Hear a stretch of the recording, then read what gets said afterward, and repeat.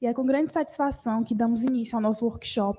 Gostaríamos de convidar a professora Kellen Miranda Sá, ela que é graduada em farmácia pela Universidade Federal do Ceará, mestrado em Políticas Públicas e Gestão de Ensino Superior também pela UFC, com foco na Política Nacional de Plantas Medicinais e Fitoterápicos, doutoranda em Ciências e Tecnologia dos Alimentos, especialista em fitoterapia, produtos naturais de plantas e derivados, farmácia clínica, atuação farmacêutica e administração hospitalar.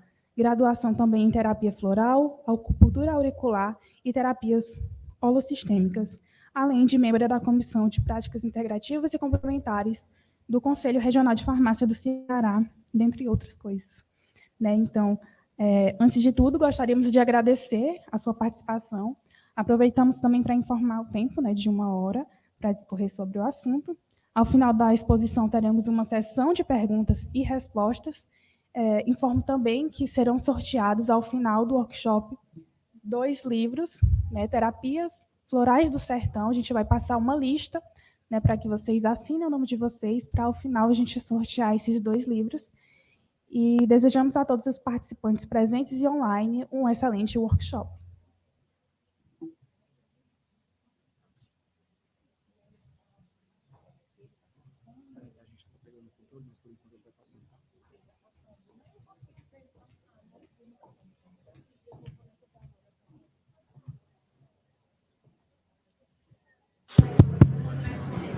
Pode iniciar, já chegou o passador, a gente vai conectar. Oi? Já chegou o passador, mas pode iniciando, a gente está se conectando. Passador de slide. Tá. Pode ficar no centro lá, se quiser. Certo. Tá. Aí pega melhor a transmissão. Tá, obrigada. Então, boa tarde a todos. Eu venho da Universidade Federal do Ceará, do Horto de Plantas Medicinais, professor Francisco José de Abreu Matos, tá? Lá nós temos um serviço de práticas integrativas e complementares, e lá é o berço, a origem do programa Farmácias Vivas do Ceará, que se espalhou para todo o Brasil. Então, hoje eu vou falar com vocês um pouco a respeito do programa Farmácia Viva e do uso de plantas medicinais e medicamentos fitoterápicos no SUS, tá? Pode passar.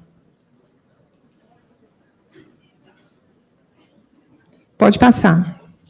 Então, inicialmente, a gente vai fazer uma análise introdutória a respeito da fitoterapia. Então, o que é a fitoterapia? Ela é uma prática integrativa e complementar em saúde, certo? E ela está dentro da Política Nacional de Práticas Integrativas e Complementares em Saúde e da Política Nacional de Plantas Medicinais e Fitoterápicos. O que é isso? A fitoterapia, ela tem um arsenal tão grande e é tão utilizada pela população mundial que ela precisou de uma política necessariamente somente para ela, por conta de sua complexidade. E aí, no caso, a fitoterapia também pode ser o estudo das plantas medicinais e suas aplicações, e como terapêutica, ela se caracteriza pelo uso das plantas medicinais em suas diferentes formas farmacêuticas, sem a utilização de substâncias ativas isoladas. Então, o que é isso? Quando a gente fala de fitoterapia, e eu pego, por exemplo, uma planta chamada cúrcuma longa, eu isolo uma substância chamada curcumina. O uso da curcumina não se caracteriza mais como fitoterapia, porque é uma substância ativa isolada. No entanto, a cúrcuma longa, em sua utilização, se caracteriza sim como fitoterapia, tá? Pode passar. Então, só para trazer para vocês, muitos de nós estamos acostumados no SUS a prescrevermos medicamentos ou então utilizarmos medicamentos, dispensarmos medicamentos onde ele é uma monodroga, ou seja, ele tem um único princípio ativo. Por exemplo, eu pego cetoconazol, ali eu tenho somente cetoconazol. Se eu pegar um pico cromatográfico, eu vou isolar somente cetoconazol. No entanto, numa planta medicinal, está aqui a cúrcuma longa que eu acabei de falar para vocês, nós vamos ter um fitocomplexo. Então, eu tenho curcuminoides, além de tumerosídeos, ingibereno, dentre outras substâncias dentro de uma mesma planta, e daí a gente chama que isso é um shotgun, ou seja, uma tempestade de ervas. Então, as plantas são utilizadas com essa premissa, que elas possuem um fitocomplexo, e esse fitocomplexo, por si só, ele é completo, tá? Pode passar. Então, aqui nós temos um medicamento fitoterápico vendido em farmácias, no caso esse, está venda sob prescrição médica, mas a gente tem vários medicamentos fitoterápicos que não são somente de prescrição médica, e aqui nós temos também o fitocomplexo. Então, para ser um medicamento fitoterápico, eu não posso ter somente uma dessas substâncias, eu tenho que ter várias substâncias. Pode passar. Aqui, só para mostrar para vocês, é a cromatografia, tá certo? Também da cúrcuma, né? Para mostrar para vocês, assim, os padrões de limoneno, linalol, borneol e outros compostos voláteis da cúrcuma. Então, a gente vê aqui pelo menos 9 compostos que foram selecionados, e aí você vê a complexidade de substâncias que existem dentro de uma mesma planta. Isso aqui é a representação do fitocomplexo e é um dos testes de controle de qualidade que normalmente a gente pede para análise de fitoterápicos, tá? Pode passar. Aqui a gente já tem uma outra coisa que se chama produto tradicional fitoterápico. O que é o produto tradicional fitoterápico? É qualquer produto cuja tradição de uso tenha pelo menos 30 anos no mercado. Isso está descrito na RDC 26 de 2014 da Anvisa. Então, o que é que eu pego? Eu posso ter o medicamento fitoterápico e eu posso ter o produto tradicional fitoterápico, tá certo? Sendo que esse produto tradicional fitoterápico, eu posso ter, por exemplo, o nosso maracujá é um produto tradicional fitoterápico, a rhodiola rósea também é um produto tradicional fitoterápico, tá certo? Ele tem que ter pelo menos 30 anos de uso. Pode passar. E aqui a gente vai ter também o fitoterápico industrializado, onde a gente tem aqui a passiflora incarnata, o extrato seco padronizado, e tem escrito embaixo medicamento fitoterápico. Eu tenho também o fitoterápico manipulado, tá? Onde eu pego e prescrevo, por exemplo, vitis vinífera, 150 miligramas, extrato seco padronizado, para qualquer farmácia de manipulação, tá? Pode passar. E aqui eu tenho o fitoterápico manipulado pela farmácia viva, tá? Então, essas farmácias vivas são as farmácias vivas tipo 3, elas são autorizadas pela vigilância sanitária a manipularem medicamentos. E daí é necessária a presença de um farmacêutico que realize esse procedimento de preparação desses medicamentos. Pode passar. Então, o fitoterápico, pode passar. Pode passar? Sim, então o que é que a gente tem? A gente tem o chá medicinal e tem o chá alimento. Então, eu tenho o chá medicinal como um chá que possui um número de notificação na Anvisa. Então, eu vou ter um chá com especificidade medicinal e eu tenho um chá alimento, que é aquele que a gente encontra normalmente no supermercado. Na farmácia viva, o que é que a gente vai ter? A gente vai ter o chá medicinal, tá bom? Pode passar. Aqui é só para vocês verem o chá medicinal. Ali embaixo, do lado esquerdo, a gente tem o responsável técnico farmacêutico.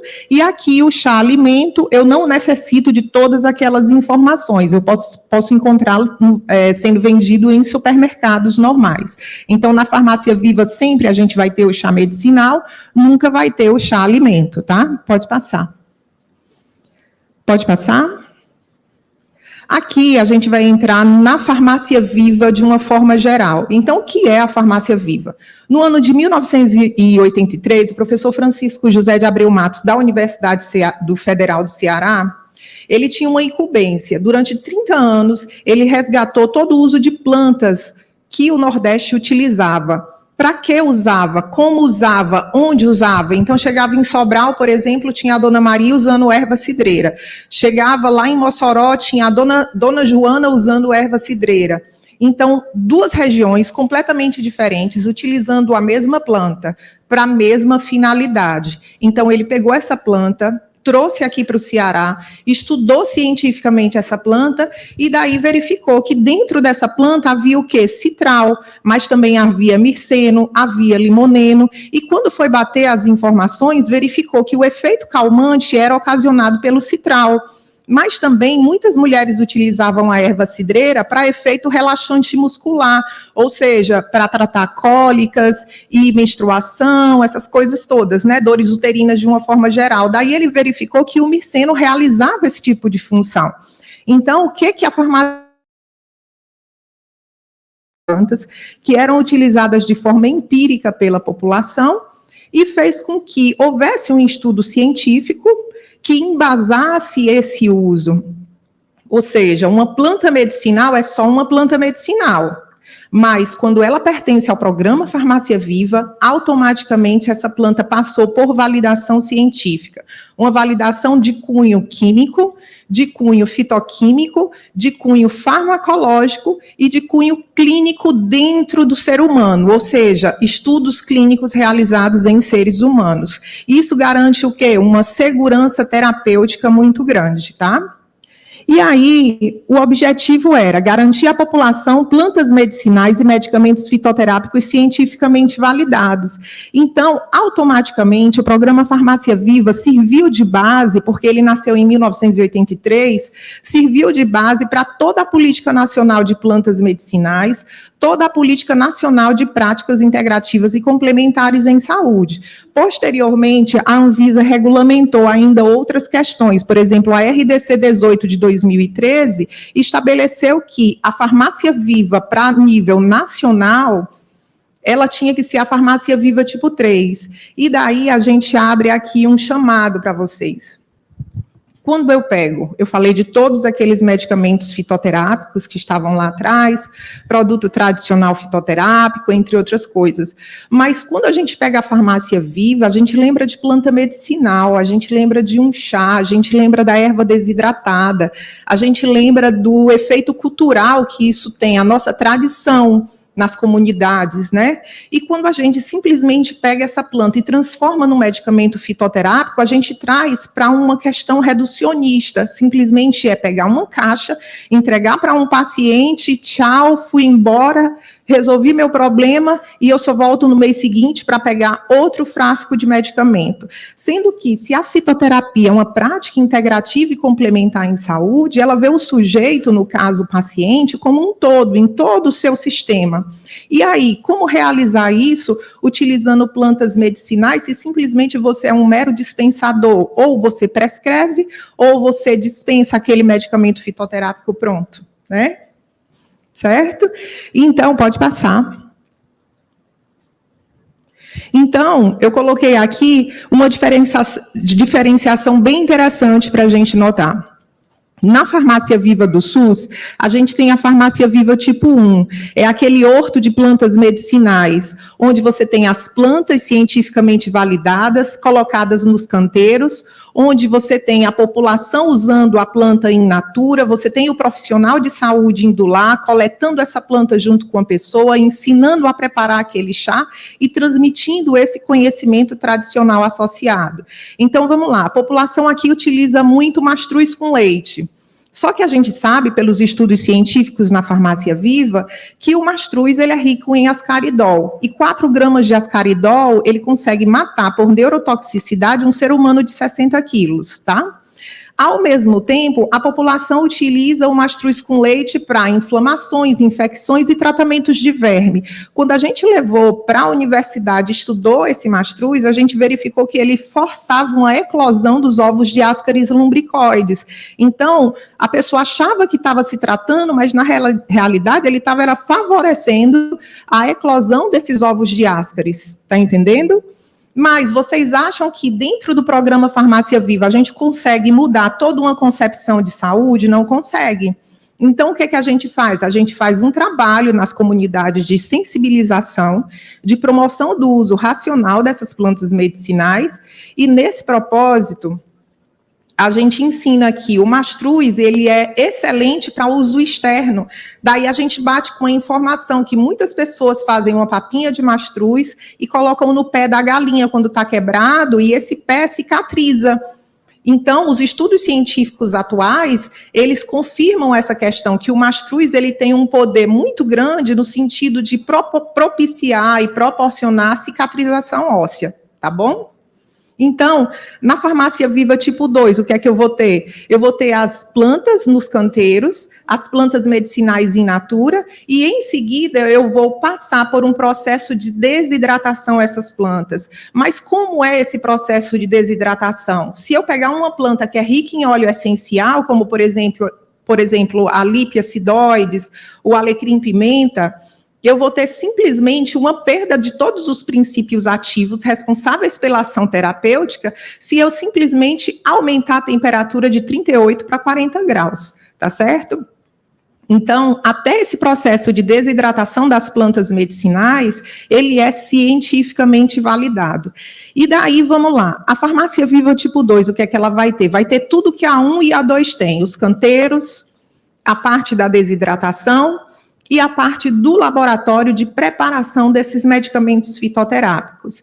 Quando a gente estuda a produção desses medicamentos fitoterápicos, não é simplesmente chegar, pegar uma planta, desidratar e inserir essa planta dentro de uma matriz farmacotécnica, por exemplo. Não é isso que a gente faz. O que a gente faz? A gente analisa, será que, por exemplo, o gel de carbopol, ele vai ter uma ação de forma que ele impeça o timol do alecrim-pimenta de exercer sua ação? Será que, acrescentando o óleo essencial de alecrim-pimenta dentro de uma formulação de sabonete, ele vai manter essa emulsão ou ele vai quebrar essa emulsão? Então, tudo isso é analisado até que o medicamento da farmácia viva esteja aqui. Então, há uns anos atrás, o Júlio Peixe, doutor Júlio Peixe, que era até então do Conselho de Farmácia e conduzia a farmácia viva do município de Maracanaú, ele realizou uma pesquisa onde ele verificou que o xarope de Xambá, e em comparação com o xarope de Ambroxol vendido no mercado, conseguia ter um preço de 600% de vantagem, ou seja, era muito mais barato. Então, enquanto um custava R$ 2,50, o outro no mercado custava R$ 26, R$ 28. No entanto, o que a gente percebe dentro do programa Farmácia Viva? Uma extrema e contínua descontinuidade política. Então, não existe dentro do programa Farmácia Viva uma política governamental de perpetuação desse programa, porque não existe financiamento. E a gente concorre muito com o que é industrializado. Então, ao mesmo tempo que a gente teve todo um processo de criação da farmácia viva, de internalização do modelo de farmácia viva pelo Brasil, através da Agência de Vigilância Sanitária, né, a Anvisa, a gente teve, ao mesmo tempo, um grande problema, onde a gente encontra serviços de farmácia no SUS, em que os profissionais que atuam nesse SUS, eles não, na faculdade, eles não recebem o conhecimento holístico, ou seja, o nosso conhecimento ainda é muito na visão descartiana, ainda é muito mecanicista, e isso impede a gente, que é profissional de saúde, de ter uma visão mais holística, uma visão do todo. É por isso que, dentro desse contexto, no SUS principalmente, a indústria farmacêutica entra propiciando 12 medicamentos fitoterápicos aqui dentro, quando você adquire via PPI, tá certo? O que isso representa? Maior custo, distanciamento da biodiversidade regional e proximidade com o modelo mecanicista. Pode passar. Então, a fitoterapia, quando ela é inserida no SUS, o que acontece? Eu tenho lá o médico prescrevendo um determinado medicamento, esse medicamento acabou na farmácia, mas eu tenho uma farmácia viva lá dentro. Ou eu tenho alguns medicamentos fitoterápicos que não foram prescritos. Então, isso aumenta o arsenal terapêutico, propiciando, olha, eu não tenho esse medicamento aqui, mas eu tenho outro que substitua, e o médico pode prescrever. Quando você tem uma farmácia viva, mesmo a farmácia viva tipo 1, já que a fitoterapia ela é preceituada por diversos conselhos de classe de profissionais de saúde, pelo menos no que eu sei, nutrição, farmácia, né, odontologia, fisioterapia, entre outros. Então, você tem uma farmácia viva ali do lado, você prescreve o medicamento, a planta medicinal e a forma de preparo dessa planta medicinal, você acompanha aquele seu paciente ao horto, o agrônomo coleta aquela planta, entrega para o paciente e o paciente vai para casa, faz o tratamento, obtém resultado e volta. Tá? Então, é isso que ocorre dentro da farmácia viva. Sem usar medicamento, sem usar nada, apenas a planta medicinal, tá? É uma terapêutica racional, desenvolve a sustentabilidade, e atualmente a gente tem 71 plantas com princípios ativos que interessam ao SUS, 12 já integram a Relação Nacional de Medicamentos Essenciais, e a gente tem 70 municípios brasileiros que já têm em suas farmácias medicamentos fitoterápicos, tá? Pode passar. Então, aqui é a portaria número 1 de 2015, que estabelece a RENAME de 2014 e mantém 12 medicamentos fitoterápicos. Daí eu trago para vocês algumas coisas. Por exemplo, menta piperita, que é o hortelã-pimenta, nós temos aqui nascendo nos nossos canteiros. Aloe vera, nós temos também. Mas a Oncaria tomentosa, nós não temos aqui no Ceará. Outra coisa que a gente não tem, o Salix alba também não nasce aqui no Ceará. Glicinimax também não nasce aqui no Ceará, certo? Arpagophytum procumbens também não nasce aqui no Ceará. Então, dessas 12, muitas não nascem aqui no nosso território. E aí a gente pega e traz os medicamentos fitoterápicos que não têm a tradição do uso no nosso território, e aí a gente perpetua aquele modelo. Pega a caixinha de remédio, está aqui sua receita, e no mês que vem você volta. E esquece o caráter holístico da fitoterapia. Tá? Pode passar. Então, aqui, a gente tem a portaria 275 de 2012. O que é essa portaria 275 de 2012 do Diário Oficial do Ceará? Simplesmente é a nossa relação estadual de plantas medicinais. Então, quando eu tenho um profissional de saúde que ele tem uma farmácia viva, a farmácia viva dele pode conter todas essas plantas aqui. É uma relação de 30 plantas que no ano passado o nosso comitê de plantas medicinais do Ceará se reuniu e nós acrescentamos mais 3 plantas. Então, antigamente, nessa época, até ano passado, eram 30 plantas, agora são 33, tá? Pode passar. Aqui é a nossa ficha de anamnese do programa Farmácia Viva, lá da Universidade da UFC, tá? Então, eu pego meus pacientes e eu coloco aqui a identificação dele, o acolhimento, faço toda essa caracterização. Eu trouxe só uma parte da ficha para vocês. Ali em cima, vocês podem verificar que nós colocamos práticas integrativas e complementares em saúde, certo? Pode passar. E aqui nós colocamos todos os medicamentos fitoterápicos e suplementos alimentares que o paciente está em uso, porque nós fazemos uma análise de tudo aquilo que ele utiliza. Infelizmente, a população não atribui efeito deletério ao uso de plantas medicinais e mistura muita coisa. Então, muitas vezes a gente pergunta: que medicamentos você usa? Que medicamento fitoterápico você usa? Que suplemento alimentar você usa? E ela não fala do chá que toma todos os dias. Isso eu digo para vocês porque isso faz parte da minha rotina, né? Então, todos os dias a gente atende diversos pacientes lá no Horto da UFC e a gente verifica isso. Pode passar? E aquela ficha que eu mostrei para vocês, ela tem quase 10 páginas, tá?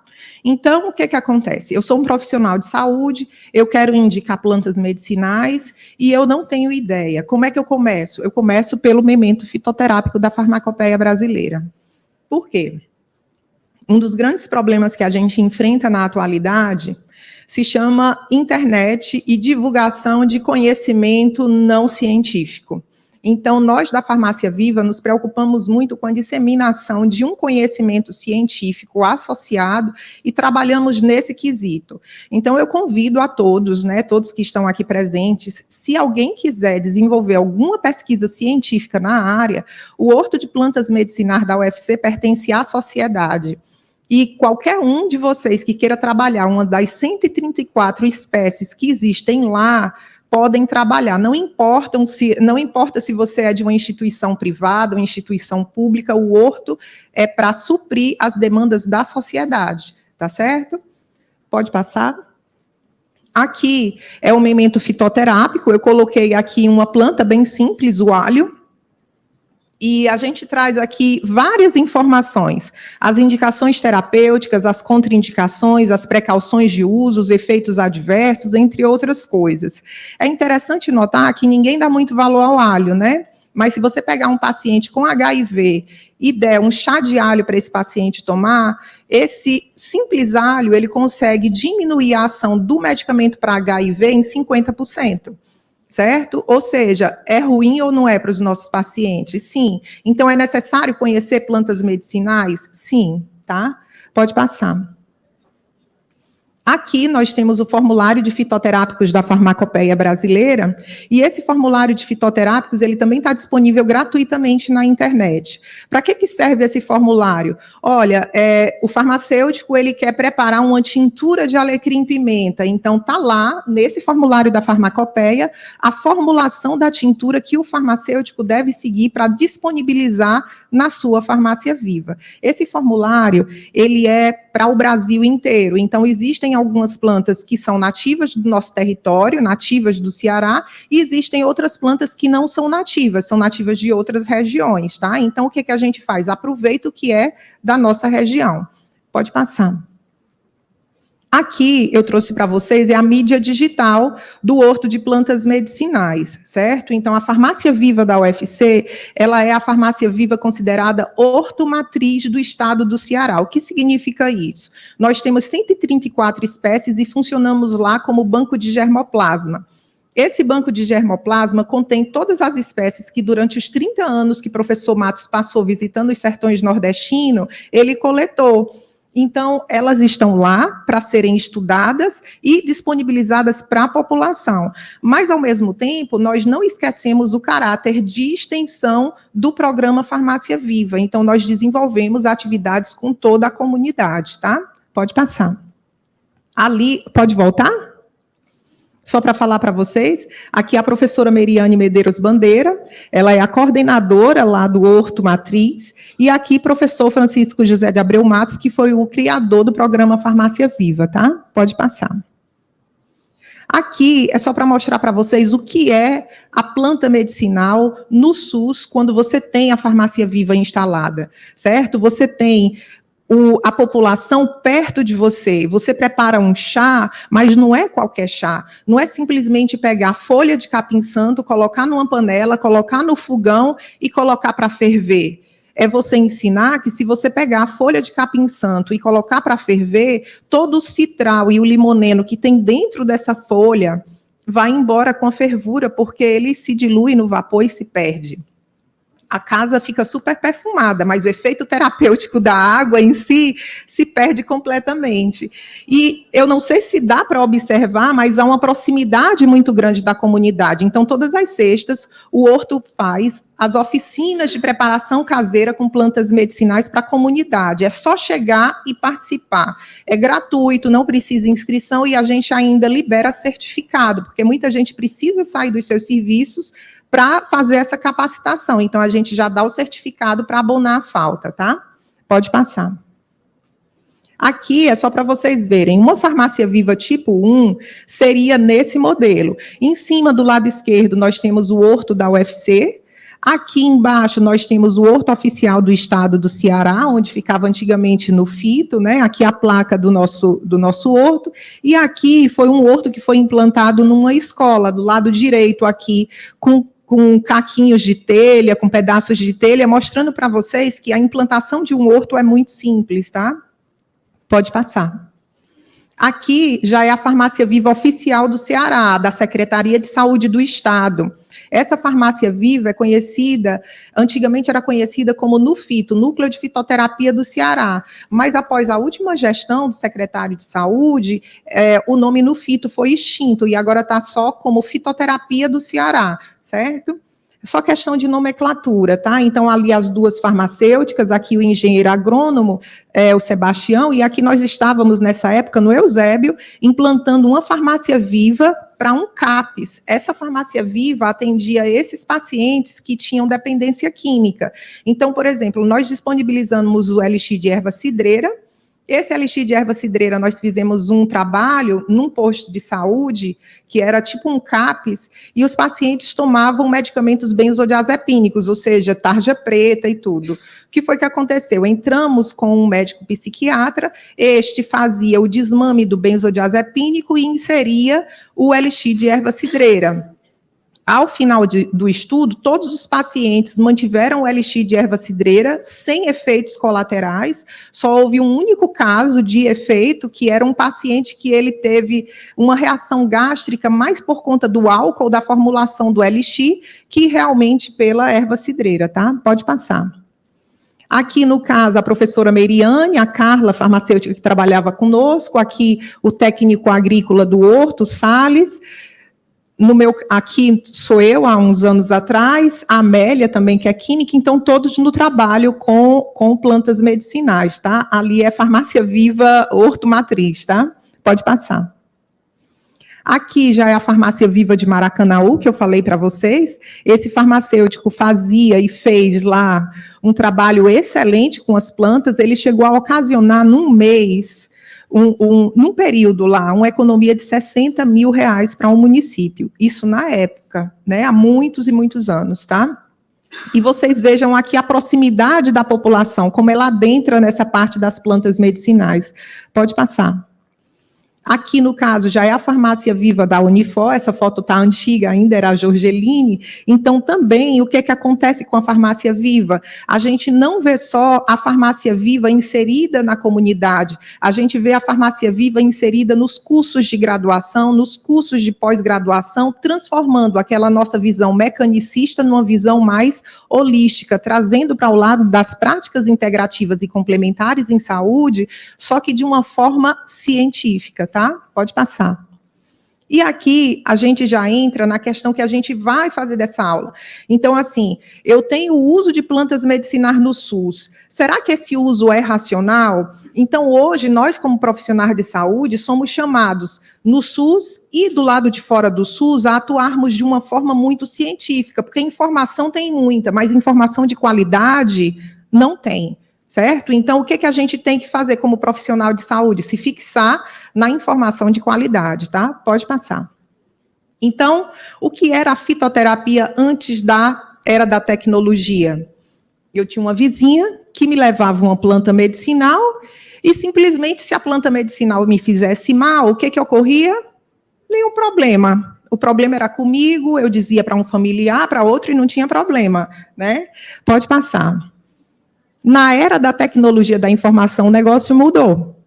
Então, o que a gente encontra hoje? Uma informação errada, disponibilizada na internet, ela é disseminada para o mundo todo em questão de horas, tá? Então, a gente tem que ter cuidado com isso, porque planta medicinal, quando usada de forma incorreta, ela pode ocasionar danos muito graves, né?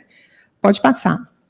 Então, aqui, olha só, todo mundo tem uma receitinha, né? Então, uma mãe recomenda um remédio natural contra gripe e resfriado e o post viraliza. Será que funciona? Post de mães nas redes sociais recomendando o uso de um medicamento fitoterápico foi compartilhado 159 mil vezes. Mas será que esse tipo de produto é realmente eficaz? Isso aqui foi fonte à revista Crescer, tá? E aí, olha só a publicação aqui. Pessoal, venham compartilhar essa maravilha. Meus filhos viviam gripadinhos constantemente depois do uso desse remedinho fitoterápico. Aumentou a imunidade muito. Nunca mais ficaram gripados. Adeus gripe, catarro, etc. Certo? Então, olha só, a tendência da população a minimizar remedinho fitoterápico, a minimizar os efeitos de uma planta medicinal como se ela fosse fraquinha, como se não fizesse mal a ninguém. Pode passar. Então, aqui é o medicamento fitoterápico que foi indicado, medicamento fitoterápico de prescrição médica, tá? Ou seja, não deveria nem ser disponibilizado sem receita na farmácia, mas ele foi. Tinham 72 comentários e 230 mil compartilhamentos. Então, quando a revista Crescer colocou, eram 150 e poucos compartilhamentos. Aqui já estavam em 230 mil. Pode passar. Tem outro também. Beba esse chá caseiro e engravide rápido. Chá da fertilidade. Então, assim, no horto, a gente sabe que a babosa, certo? Aloe vera, aloe escotrina, aloe barbadensis, não importa qual aloe, ela vai ter compostos dentro dela que predispõem a um problema renal. Esses compostos se precipitam no rim e ocasionam uma nefrite e podem levar à perda do rim e a pessoa vai para a fila do transplante, tá? Isso quando a babosa é usada de forma interna. No entanto, está cheio de receita de gente indicando esse suco. Então, um dia eu estava no horto e recebi uma pessoa que queria engravidar, ela tinha endometriose, e ensinaram para ela o suco de babosa misturado com mel. E ela tinha que tomar todos os dias, pelo menos 2 vezes ao dia, durante um longo período. Então, o que isso ocasionou? Muito provavelmente problemas para essa pessoa. Nós orientamos, mas, para vocês terem ideia, nós realizamos orientação com algumas pessoas que vão ao horto e mesmo realizando orientação, principalmente nos casos de cânceres, essas pessoas vão lá, às vezes escondido, e pegam a planta e levam para casa para usar, mesmo o profissional de saúde fazendo uma explicação. Já teve o caso, isso foi na época do Noni, que a gente resolveu, o negócio do Noni estava tão sério na época, a gente resolveu fazer um vídeo no YouTube, meio que amador e tudo, todos nós somos profissionais de saúde, não de marketing, né? E colocamos que o Noni era proibido pela Anvisa, que ele podia dar hepatotoxicidade, tinha um caso de óbito, né, por hepatotoxicidade.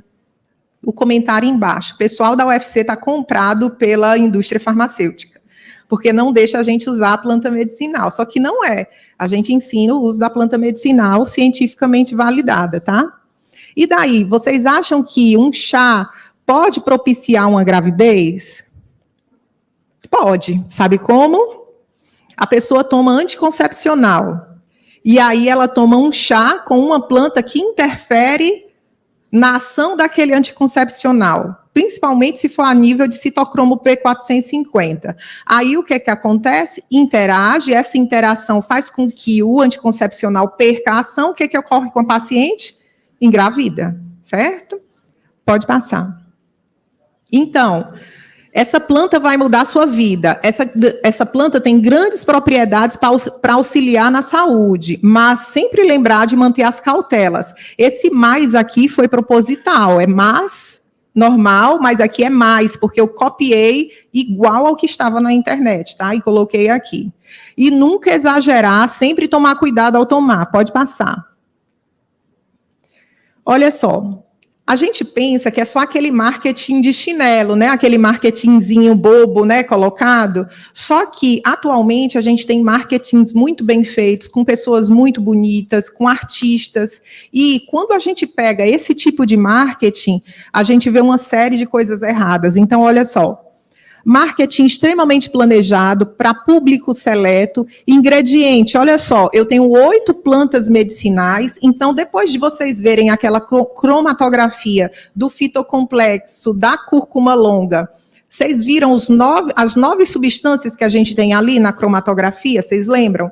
Vocês imaginem se nessas 8 eu tiver 9 substâncias daquela em cada uma. Quanto sai 8 vezes 9? Então, eu chego no número perto aí de 90 substâncias que a pessoa vai ingerir ao mesmo tempo. Será que elas têm chance de exercer algum efeito deletério em algum órgão? Será que elas têm possibilidade de fazerem algum tipo de interação? Claro que sim. E aí, olha só, a empresa diz que são 8 ingredientes selecionados, que você tem que tomar por 60 dias e tem que tornar um hábito. Daí você tem chá verde, gengibre, mate verde, alecrim, sálvia, guaraná, hortelã. E aí ele ainda bota, recomendamos que gestantes façam o uso, conversem com o nutricionista e tudo, né? Pode passar.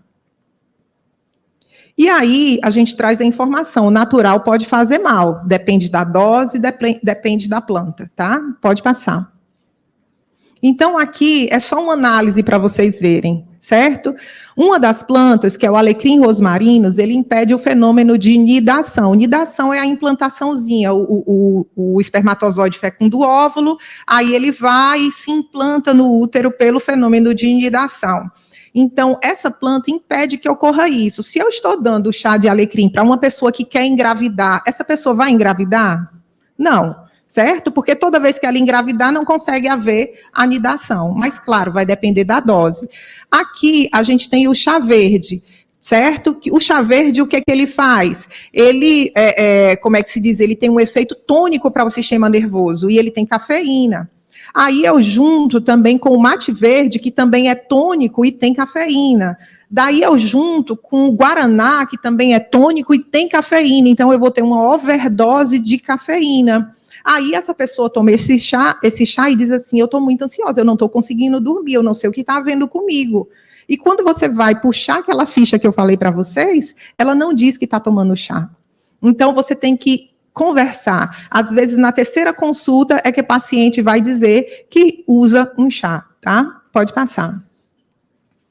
Aqui é uma outra coisa, de gente usando coisa que vê na internet. Então, tem uma postagem na internet mandando tomar chá de pinhão roxo, tá? Então, aqui, atenção, use apenas um desse e veja o que vai ocorrer. Incrível, tá? Isso daqui eu tirei de uma plataforma gratuita, no caso do YouTube. Então, a pessoa dizia que essa planta ia mudar a vida. Pode passar. E aqui, o artigo científico falando do efeito toxicológico do pinhão roxo. Então, considera-se que o risco toxicológico é bastante elevado, observando-se dano neurológico, gastrointestinal, hepático, renal e pulmonar. Tá? Pode passar. Então, aqui, olha só, existe um vídeo. Esse vídeo é ótimo, para quem quer rir muito, eu aconselho, certo? Eu esqueci de tirar até o nome ali, mas, enfim...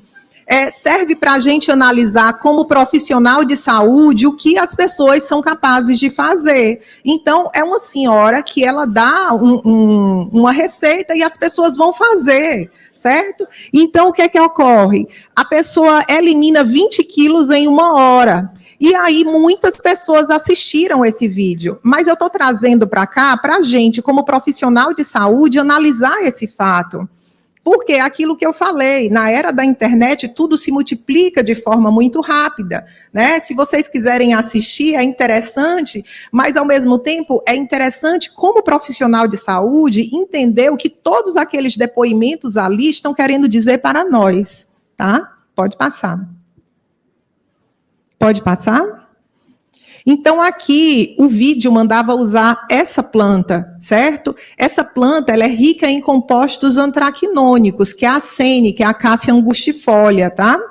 E aí, ela realiza um efeito catártico no intestino, e vai depender muito da dose. Então, é um tipo de planta que eu, como profissional de saúde, eu não me sinto segura para prescrever. Eu prefiro usar, tipo, uma planta agovata, usar algo que seja mais suave a usar esse tipo de planta, tá? Pode passar. E aqui os dados do uso racional de plantas, né? Pode passar. Então, aqui nós temos na UFC hoje o grupo de estudos em plantas medicinais e fitoterápicos, certo? Esse grupo começou a funcionar no mês passado. Quem conduz o grupo é o professor Kleber, ele está ali de blusa preta à esquerda, é o professor Kleber, do grupo de prevenção ao uso indevido de medicamentos, tá?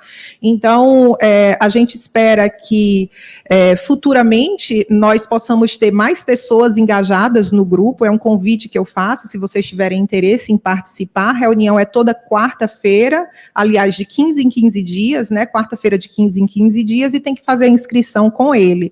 Pode passar. E aqui nossos dados científicos. Então, os estudos de ratos de 2001, eles são bem interessantes. Ele diz o quê? Plantas medicinais e fitoterápicos têm um papel importante na terapêutica. As práticas integrativas e complementares, elas aumentam as opções terapêuticas dos profissionais de saúde com eficácia comprovada. Só que existe a premissa popular de que exclui a possibilidade de reação adversa ou efeito tóxico. E aí, quando a gente analisa a informação que está sendo disponibilizada, é uma prevalência de literatura promocional. Então, sabe aquele profissional de saúde que está no seu consultório e recebe o representante da indústria farmacêutica?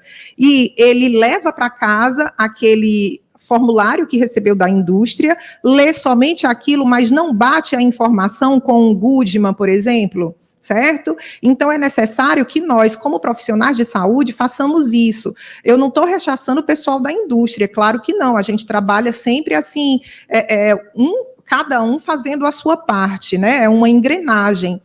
Mas o que acontece? Quando essa informação ela não passa por um crivo científico, o profissional que vai prescrever, ele tem a responsabilidade, inclusive jurídica, penal e tudo, de receber os méritos ou os efeitos não legais, né? Assim, não bons desse procedimento, tá? Pode passar. Aqui, Balbini Dias, de 2010, ele fez uma avaliação retrospectiva dos bancos de dados da Gerência de Farmacovigilância da Anvisa, tá? Daí ele verificou que em 10 anos houve 165 eventos adversos a fitoterápicos e 51% das notificações são de profissionais de saúde, sendo 58,8% provenientes de farmacêutico, 33,3% de médicos e 7,8% de enfermeiros. Então, na época dessa pesquisa, a fitoterapia ainda não era disseminada em muitos conselhos da área de saúde, tá certo? E a gente via mesmo um distanciamento desses profissionais. E aqui a realidade evidenciada é que 1/3 das notificações se referia à planta medicinal ou seus derivados sem registro na Anvisa. Então, o que é que existe hoje? Existe uma rede de distribuição desses produtos, que é uma rede, como é que eu posso dizer? Ela não é oficial. Então, eu pego na minha casa e resolvo fazer uma tintura de planta medicinal, não registro e saio vendendo na internet, certo? Por exemplo, eu sou uma profissional que, teoricamente, conheço do assunto, mas você imagina que esse procedimento está sendo feito por um monte de gente que talvez não conheça tanto o assunto e vende, e a Anvisa não tem como controlar tudo isso, tá? Então, quais são os riscos? Aqui a gente teve 30 eventos adversos considerados graves, tá? Sendo que 3 levaram ao óbito, tá? Por Garcinia cambódia e pipermentisco. Pode passar. E aí, quando a gente pega a Garcinia cambódia, ela está sendo livremente vendida na internet. E aí, o que coloca? Olha, Garcinia cambódia é um fruto de origem africana, muito conhecida por ajudar no emagrecimento e ter ação termogênica, além de contribuir na equalização dos níveis de colesterol. Aí vem um outro problema, que é o mesmo problema do noni. Quando a gente não tem uma tradição de uso daquela planta e a gente não tem o conhecimento associado àquele uso, a gente tende a cometer erros. Então, prescrevendo numa dose inadequada ou então usando a planta de forma inadequada. Qual foi o problema do uso do noni? O pessoal usou o noni cru e misturado com suco de uva. Na região de uso, o que a gente vê a tradição? Sempre passa por um cozimento. E aí, quando a gente pega, principalmente aqui se tiver nutricionista, sabe que quando a gente aquece um determinado alimento, ou a gente coloca esse alimento de molho por causa do conhecimento tradicional associado que a gente tem, ou por causa dos estudos científicos que a gente tem, a gente sabe que diminui em grande quantidade os compostos antinutricionais, tá certo? Pode passar. Então, aqui é outro dado científico, certo? Que se refere à ação e toxicidade avaliada na espécie humana. E aí, coloca que o uso popular, ele dá um respaldo em plantas medicinais já validadas ou em plantas medicinais consagradas pelo conhecimento genuíno e empírico. Então, vamos lá. Erva cidreira que eu falei no início. Alguém aqui já conheceu alguém que morreu porque usou chá de erva cidreira ou chá de capim-santo? Não. E quando a gente fez os estudos na universidade, a gente verificou que o chá de erva cidreira e o chá de capim-santo são seguros para uso em grandes quantidades. A cidreira tem mais de 30 anos de tradição de uso na nossa região, e é por isso que a gente vai pleitear o registro dela agora como produto tradicional fitoterápico, tá? Além disso, o que acontece? Pelo registro etnofarmacológico, a gente sabe que as mulheres davam o chá de erva cidreira e o chá de capim-santo para os maridos e chamavam de chá acalma-marido. Por que era isso? O citral tem um efeito em ocasionar uma prostatite benigna, então ele ocasiona uma impotência temporária.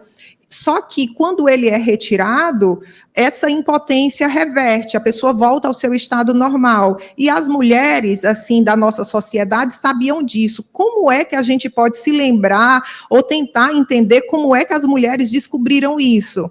Né? Sem ter um laboratório de pesquisa, sem ter um cromatógrafo, sem ter um animal de pesquisa para verificar alguma coisa ali. Isso tudo está no conhecimento tradicional associado, tá? Pode passar. Pode passar? E aí, aqui, eu só trouxe para vocês a questão da regulamentação. Nós, do Brasil, temos uma das melhores políticas públicas de plantas medicinais do mundo. Então, registros de plantas, estudos com plantas medicinais, leis que colaboram para isso, leis estaduais, leis municipais, portarias, decretos, conselhos de saúde adentrando nessa seara. Então, o nosso mercado no Brasil só tende a crescer, tá? Pode passar. E aqui, um dado, tá? Das empresas brasileiras de medicamento apostando no natural. Então, o que elas verificaram? Elas verificaram que a venda de produtos naturais registrou um crescimento de 12,3% ao ano.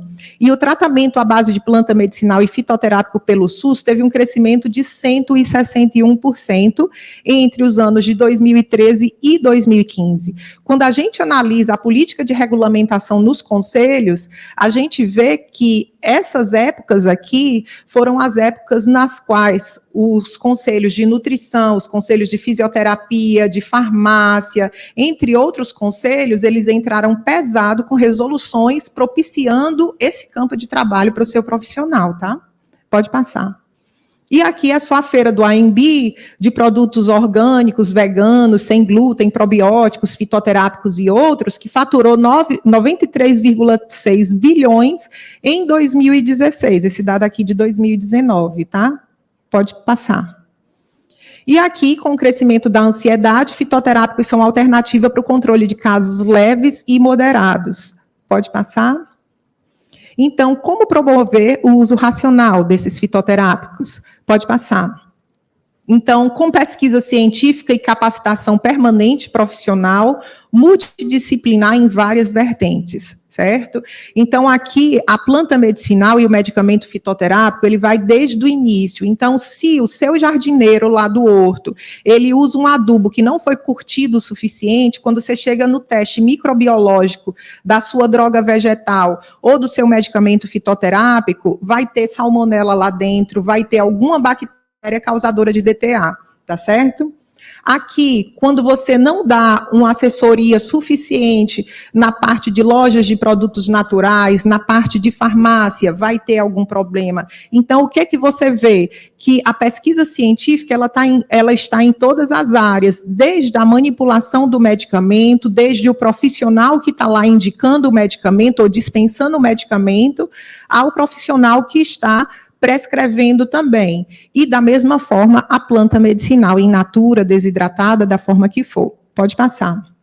Aqui, a gente também tem que disponibilizar a informação de qualidade para a população. Então, lá no Horto de Plantas Medicinais da UFC, a gente tem a LAFITO, que é a Liga Acadêmica de Fitoterapia da UFC. Aqui na Unifor, eu acredito que também tem a Liga Acadêmica. Então, muitas instituições de ensino superior já investem em ligas acadêmicas de fitoterapia. E essas ligas fazem um trabalho belíssimo nas escolas, nas praças, em diversos setores da nossa sociedade, tá? Promovendo o que? Essa informação de qualidade para a população. Pode passar. E aqui a nossa conclusão. Pode passar. Eu trouxe a frase do professor Matos, tá? Nunca subestime o conhecimento popular sobre plantas medicinais, mas não repasse de volta ao povo sem antes saber se a atividade atribuída à planta realmente existe e se o seu grau de toxicidade não irá submeter o usuário aos riscos desnecessários, tá bom? Então, essa era a minha apresentação. Eu espero que vocês tenham conseguido aprender alguma coisa, tá? Eu trouxe 2 livros, porque eu esqueci de dizer, nós estamos lançando lá os florais do sertão. Existe uma prática integrativa chamada terapia floral, inventada na Inglaterra pelo médico Edward Bach, e atualmente a gente tem a mesma terapia feita com flores que nascem na nossa caatinga, tá? Então eu trouxe 2 livros para serem sorteados aqui.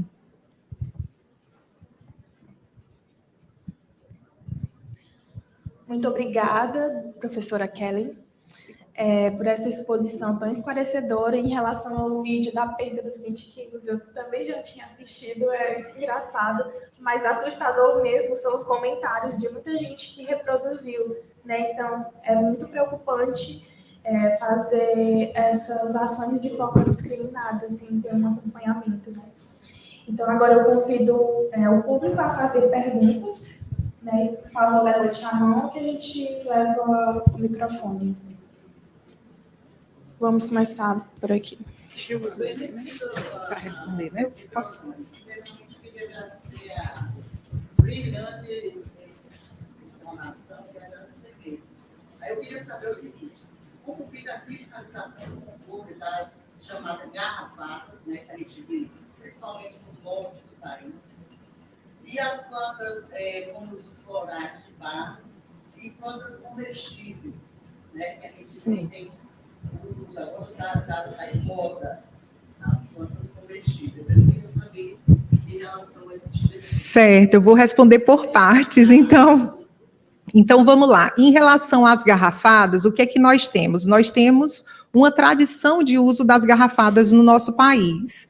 Nós não acabamos com esse uso, mas como é que nós podemos agir? A universidade, ela não tem como fiscalizar, e a Anvisa, ao mesmo tempo, na realidade eu uso a Anvisa, mas vamos usar os órgãos de fiscalização sanitária, eles não têm como estar lá, a não ser mediante denúncia. Mas, ao mesmo tempo, se você denuncia um, no outro dia você tem 5 fazendo. E aí, o que é que a gente faz? Esse raizeiro, ou esse rapaz que prepara a garrafada, ele está onde o serviço de saúde está faltando. E, ao mesmo tempo, é tradição. Então, a Farmácia Viva, ela entra na sensibilização e capacitação desse público. Há um tempo atrás, nós recebemos um senhor que ele fazia garrafadas e, simplesmente, as garrafadas dele estavam explodindo. Então, eu perguntei o que ele havia modificado. Eu diminuí a quantidade de açúcar, porque o pessoal agora quer coisa com menos açúcar, e mudei a garrafa para uma garrafa plástica, porque o vidro estava saindo muito caro. Então, nós fomos estudar com ele e evidenciar que o uso do plástico não era recomendado por conta da liberação do bisfenol para formulação, e podia interagir. Outra coisa, se estava havendo a geração de gases, estava havendo um crescimento microbiano ali dentro, e nós informamos, então, assim, nós trouxemos esse senhor para a universidade, né? Então, nós sensibilizamos dessa forma. Então, a gente age de forma a educar, tá? Em relação aos florais, né, os florais de bar, qual é a dúvida da senhora, assim, em relação a eles?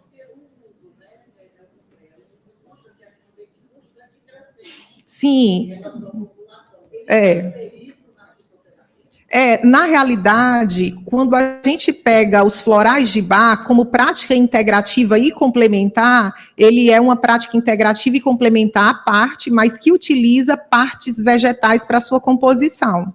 Então, ele parte muito mais de uma proximidade com os princípios da homeopatia, os princípios de Hahnemann, que realmente os princípios da fitoterapia, certo? Mas nós já temos estudos científicos que comprovam a possibilidade de fazer uma cromatografia e teste de controle de qualidade neles. No entanto, essa dispersão de florais de bar, de formulações prontas, não é adequada, porque, segundo a terapia, cada pessoa tem o seu floral específico, de acordo com as suas questões emocionais, entre outras coisas. E a outra questão...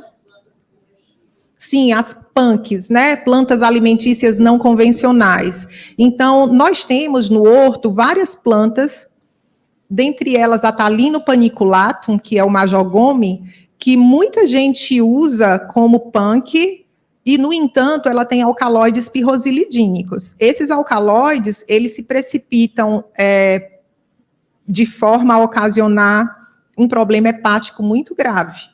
Certo? Então, o que é que nós aconselhamos? Se aquela planta tem muita tradição de uso, você busque verificar se essas informações são adequadas, porque de repente vira moda, né? E de repente essa planta alimentícia não convencional, ela contém determinadas substâncias que ocasionam mais dano que realmente...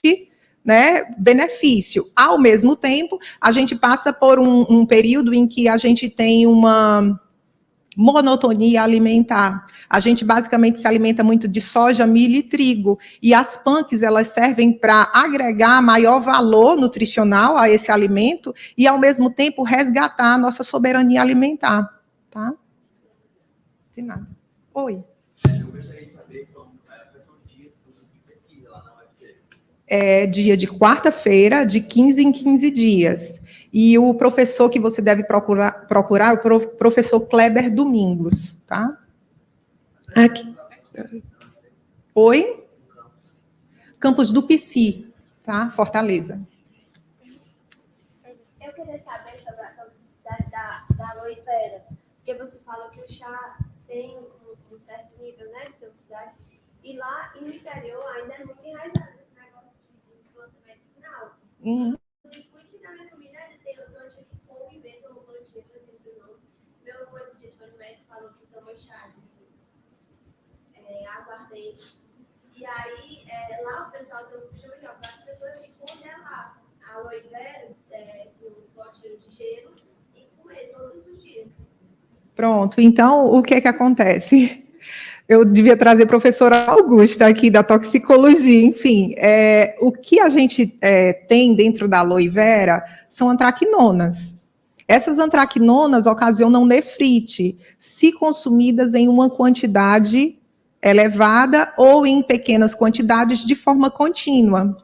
Então, a pessoa não liga o fato, por exemplo, eu vou ao banheiro, faço xixi, sai espuma no meu xixi. Não liga. E quando chega lá na frente, a famosa doença silenciosa que ocasiona um dano lá na frente. Há um tempo atrás, eu recebi uma pessoa visitando o horto e ela disse, eu adoro aloe vera. Eu comi aloe vera todos os dias, mas como eu fiz transplante renal, eu passei um tempo sem comer nada de planta, porque o doutor disse que eu não podia comer nada de planta enquanto eu estivesse usando os medicamentos, porque podia rejeitar o órgão do transplante. E aí eu falei para ela, eu digo, nunca te disseram que a babosa, que a aloe vera, o aloe cotrino, o aloe barbadensis ocasionam esse dano? Ela disse, não. Então, por exemplo, a folha da babosa é assim. A forma correta de cortar, até para uso externo, você corta primeiro as laterais, tirando aqueles espinhos, porque é por onde corre a seiva, e em seguida você deixa escorrer o líquido amarelo, depois é que você corta. Qual é o único uso da babosa dentro da farmácia viva? O uso externo, tanto para o folículo piloso, como para a pele, como no caso de hemorroidas. Então, assim, o uso mais interno que eu vou ter são pequenos pedaços durante 3 dias para o tratamento de hemorroida inflamada, ou seja, um estado agudo, tá? Oi. Eu queria saber como é que, se o grupo de pesquisa da farmácia viva, vocês têm, braços em relação ao resto do Brasil. E que, no caso, programas que também fazem essas hortas com universal, com outras escolas além de ser do Ceará. Sim, o programa Farmácia Viva hoje, ele é divulgado e difundido para todo o Brasil. Aqui no Ceará, há uns anos, nós tínhamos cerca de 174 unidades de farmácias vivas. Mas em todos os estados do Brasil tem. Então, há alguns estados de destaque. Por exemplo, em São Paulo, tem a Farmácia Viva, que é mantida por um grupo espírita e pela USP, né? Que é a Farmácia Viva da Natureza. Nós temos no Maranhão também outra farmácia viva, em Brasília nós temos a do Newton Luz, que é membro da Farmacopeia Brasileira. Então, em todo o Brasil, em todas as regiões geográficas, nós temos farmácias vivas funcionando e com profissionais de saúde atuantes.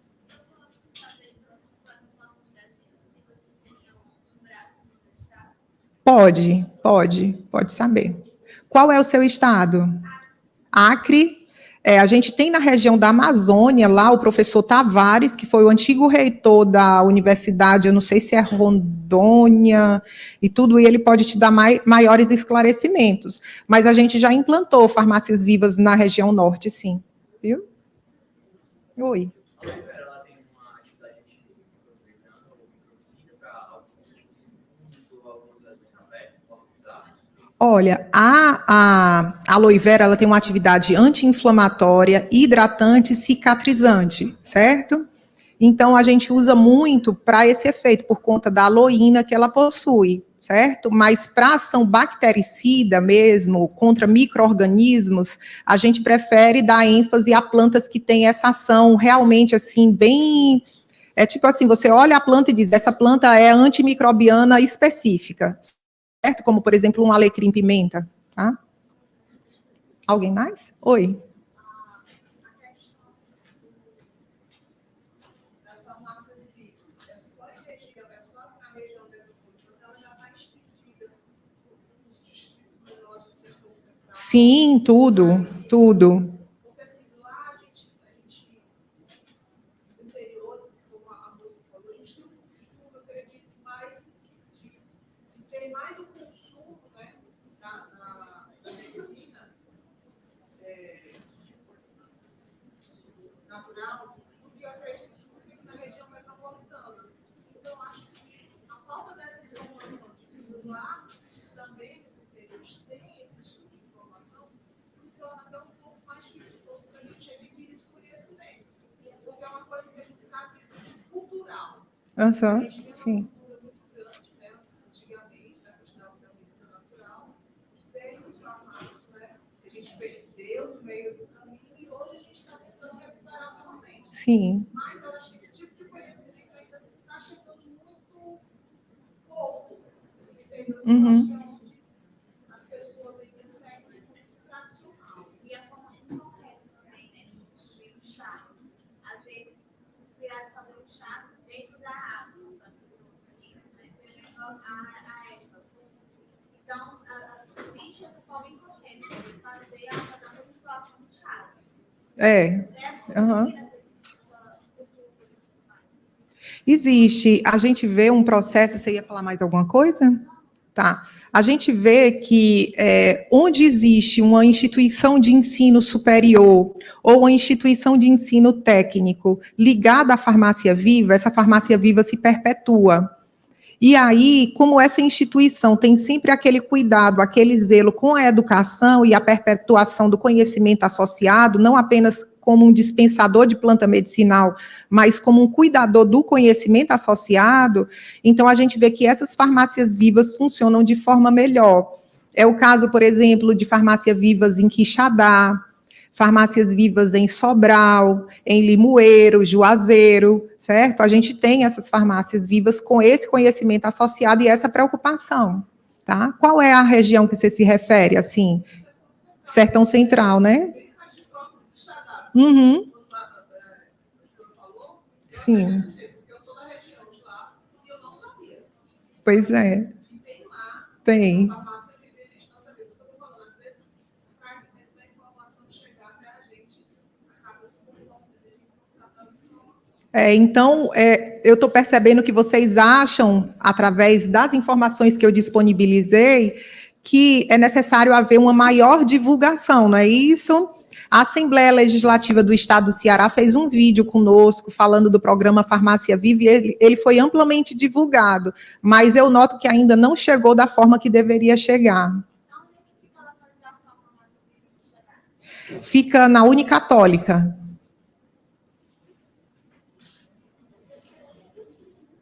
Bom, tem mais uma dúvida ali atrás. Oi. Obrigada.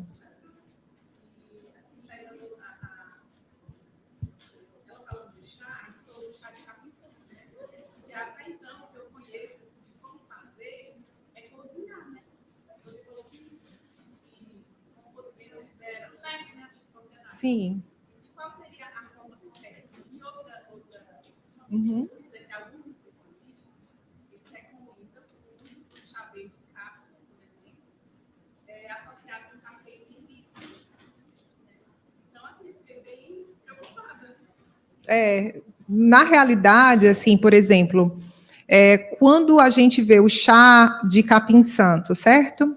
Esse chá é de uma folha. Então, a literatura preconiza que toda vez que você vai preparar um chá, primeiro, vamos mudar aqui, deixa eu retornar um pouquinho o discurso, trata-se de uma infusão. Na literatura científica, somente a bebida feita da planta do chá, que é a Camellia sinensis, pode ser chamada de chá.